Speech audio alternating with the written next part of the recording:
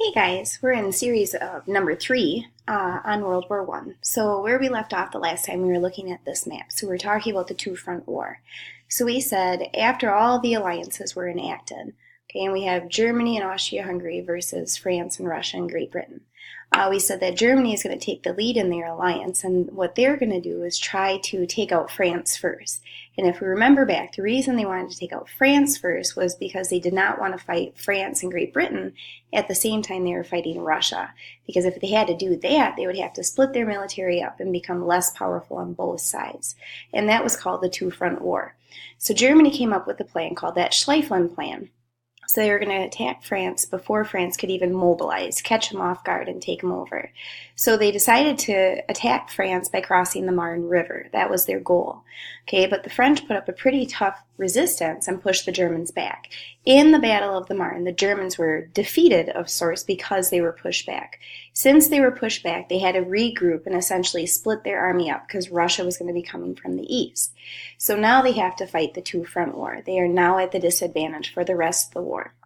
So if we look at World War One, and we're going to try to figure out, what's going on here. Okay, World War One is going to be unlike any other war fought previously, and there are two reasons why. Okay, so World War One becomes more deadly. They had more death than any other war fought before it. And it's also going to be longer than any other war of this kind. Okay, and the two reasons why this war was so terrible was because the amount of weaponry that they had at this time and their new type of fighting strategy called trench warfare. And we're going to talk about both of these instances. Okay, why was trench warfare so deadly? And we're also going to talk about the new types of technology that they had.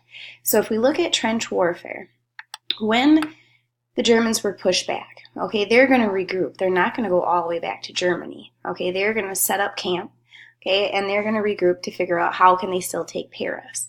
Okay, so what the Germans essentially did, okay, they're going to set up, okay, behind the battle lines, behind the front, and they're going to start digging trenches. Okay, a trench is like a really deep ditch. Okay, and they're going to dig these trenches throughout, okay, France and Germany and so forth.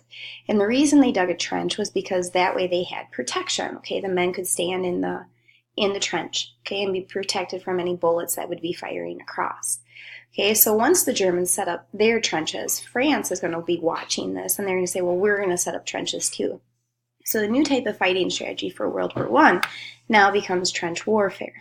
Okay, so if we look at these trench warfare, both fronts had thousands of miles of trenches. Okay, so all of Europe is going to be destroyed. The landscape is going to be ruined because we have these series of not tunnels but ditches all across the landscape. Okay, so the Germans are going to set this up. France is going to copy. So we have one trench on one side and another trench on the other. So the area in between is going to be really where these battles are going to take place. The area in between is called no man's land. And the reason they called it no man's land is because no man wanted to be up there by themselves because their chance of survival is going to be very, very small because they're out in the open. Okay, their enemy is watching them. They could have artillery shells fired at them, machine gun fires, and so forth. So if we look at no man's land, it's going to be filled with all sorts of things. So each side is on the defense. They're going to plant mines. They're going to put out barbed wire. They're going to make it hard to cross over. Their goal is to prevent their enemy from coming into their trench. If the enemy is allowed to get into their trench, they're going to lose that area of land. Okay, so both sides in trench warfare are going to be in a series of offense and defense. Defense because they have to protect their trench at all times. Offense, they have to send out some troops to go across no man's land and try to get to their enemy. So they're on the offense and defense at all times during this war. If we look at trench warfare, okay, it's not one long trench. It's actually a series of trenches. So if we look at this map, we can see no man's land up in the left-hand corner. That's the area where there's a lot of fighting taking place. Then we have the first trench. Okay, those are the soldiers that are going to be told to go over the top. Okay, and then they're going to go out, and then they're going to go across no man's land. Behind there, we see that the first trench leads to the second trench, and that's going to be like our artillery trench, where they're going to have artillery guns, their support trench if they need more troops, and so forth. They have the reserve trench in the back end. What we do notice in the bottom right-hand corner is headquarters, okay, and we can see that that's underground. That's where the top people are going to be because they want to be protected. So they're going to be far in the back, and if you're the enemy, that's the place that you need to get to. You got to get to headquarters to take over this area of land. Okay, now these trenches were just ditches, and these men are going to live here. This is going to be their life. They're going to live here. They're going to eat. They're going to sleep. They have to go to the bathroom in these areas. So we can just see that if you're sitting in a trench and we're in Europe where it rains a lot, okay, it's going to be muddy. It's going to be wet. Okay, and that's where they're going to live for the duration of being in the military. Okay, these areas, they were packed full. We can see the men on the right-hand side.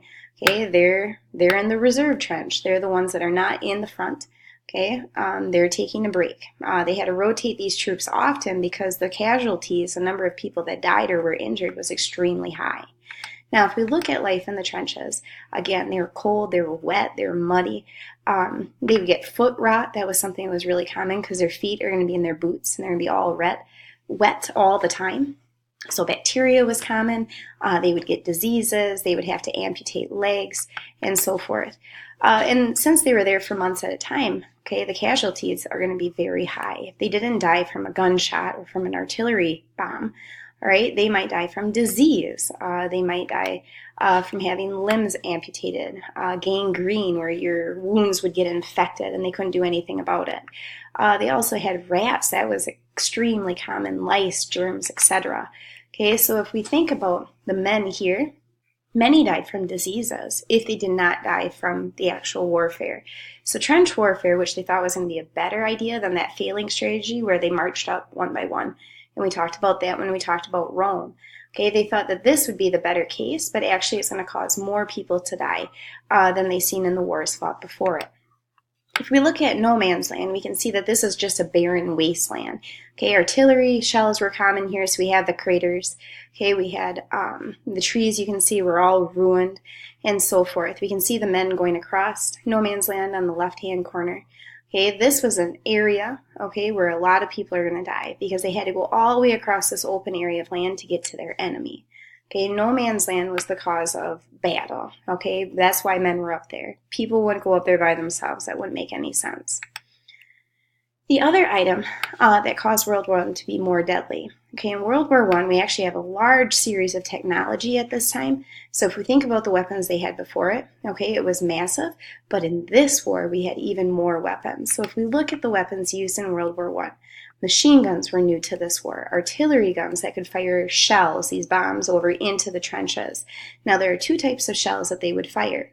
They would just fire a shell that would explode, okay, causing a huge crater and lots of death. But they would also fire shells that had a lot of poisonous gas. Mustard gas was really common. So a bomb would be released, but it would let out this smoke. Okay, chlorine, a lot of different gases were used. Okay, and then when men would breathe this in, it would cause a long, painful death because they're going to die from the inside out. They're going to essentially suffocate. Not that they would be injured on the outside, but more from the inside out. Okay, some other things that they had in World War I. Tanks were new. Airplanes they used, not as common. They had a few airplanes, not as much as World War II. Flamethrowers were another new one that they had, and we can kind of see in the picture in the background, it took a couple people to run the flamethrower. So we had the guy, okay, holding it. We also had the people behind him. A lot of men that used flamethrowers were actually killed because they used them. The tank would explode and so forth. In World War I, they also had submarines. Submarines were a new type of part in their navy. In Germany, they called these U-boats, underwater boats. So what ends up happening, since we have two sides and they're both fighting, and it's really hard to get across no man's land, okay? It was very few and far between that your enemy actually got to your trench, okay? So you kept trying to get across, but really what ends up happening is it's too dangerous. They couldn't get across, and something called a stalemate is going to occur.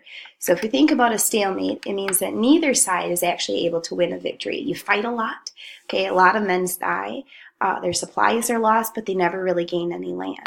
Okay, so a stalemate is the one thing that you don't want to happen in any war. All it causes is death. Okay, so you fight all this time and you gain very little land. Okay, the point of war is to get to your enemy and take them over. But if you can't gain land and you can't get there, okay, the only thing you're going to have is a lot of men that are losing their lives. So in 1916, both sides are going to launch these huge attacks, these offensives, and they're going to try to break the stalemate. Okay, so if we look at the attacks that occurred, okay, the Allies are going to attack at a place called the Somme River. Okay, and just as an example of what a stalemate is, in 1 year, with all these battles that are fought, okay, they only gained 7 miles in a whole year. So in 12 months, they gained 7 miles of land. That's very little. Okay, Germany is going to attack the French city of Verdun. So they know that they can't get to Paris right away, so they're going to attack a major city near Paris, which is called Verdun. So if we look at the Battle of Verdun, it's Germany's idea to break the stalemate. And the battle is going to last for months. Okay, a battle doesn't last, like 2 weeks at a time. It could. This battle is going to last for about 6 months. Okay, so in these months, what's going to happen? The Germans are going to fail to take Verdun. They weren't able to take over the city. So the only thing that changed in these months is that they lost 1 million soldiers. And if we think about that, that's huge. 1 million men died in one battle.